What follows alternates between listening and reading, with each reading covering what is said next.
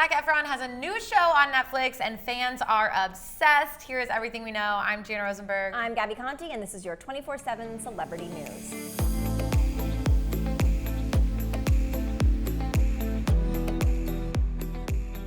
Zac Efron has a new travel show on Netflix called Down to Earth with Zac Efron. The show is supposed to be all about Zac and his friend, exotic superfood hunter Darin Olien, traveling the world to learn about healthy, sustainable ways to live.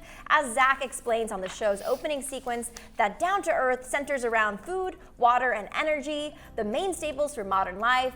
As on the show, Zac and Darin meet people whose job is to change how people consume food, water, and energy in a way that is more sustainable. And the show is that, sure, but it's also a lot of Zac without his shirt on, getting massages and eating exotic food. The pair travels to Iceland, France, Costa Rica, and even here in Los Angeles, where they're joined by Anna Kendrick as they taste different types of water from all over the world, poured by a water sommelier, which may or may not be a real job. This show, you guys, it's mwah. It's so good. I'm not very well traveled. I don't know about you, Gabi, but it makes me inspired. I want to go travel the world. I have like a new respect for all of these like countries and places, and I'm learning so much about like the basic elements of life. I'm more environmentally aware watching this and like seeing how wasteful the United States is and seeing how advanced other countries. I mean, I knew we were wasteful, but it's like so funny because like here, you know, it's like, oh my God, like plastic straws. Like, oh honey, plastic straws are like the tip of the least of our worries. There's so many other issues that we should be getting ahead. Yeah. I will say the one funny thing about the show, at least I noticed in the very first episode, is I don't know if Zac Efron's voiceover is always necessary. Because sometimes he says these things and I'm like, okay, did someone write that for you? Like, why are you adding that? But you do learn a lot on the show. In the first episode, they travel to Iceland, where we learn that about 100% of Iceland's energy comes from renewable sources. Also, you can bake a loaf of rye bread by burying it in the sand of hot springs for 24 hours.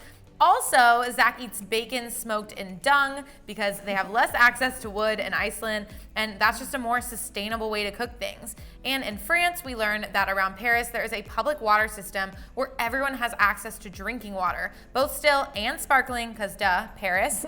The series also travels to Costa Rica, Sardinia, Italy, Lima, Puerto Rico, London, and a jungle in North Peru. So if you're craving a change of scenery during quarantine, you basically can travel the world with Zac Efron by just watching the show. And let me tell you, I watched it this weekend and I was like, I feel like this is an escape. It is. It just really took me out of everything going on in real life, and I love it. It's an escape, but it's also like you're traveling and you're learning and you're becoming more like environmentally aware, and then you're thinking of, okay, well, what are things that I can do with my own carbon footprint? Of course, the internet loves this show. As one fan tweeted, I'm watching Down to Earth with Zac Efron for the plot, which is just 3 photos of mostly shirtless Zac Efron. And another fan added, Zac Efron has been peak at basically every age. Dreamy, non-threatening teen dream, college-age swoony, muscly late 20-something, and now this with pictures of Zac and on his new show. Well, another fan tweeted, it's comforting to know some things never change, no matter how old I get.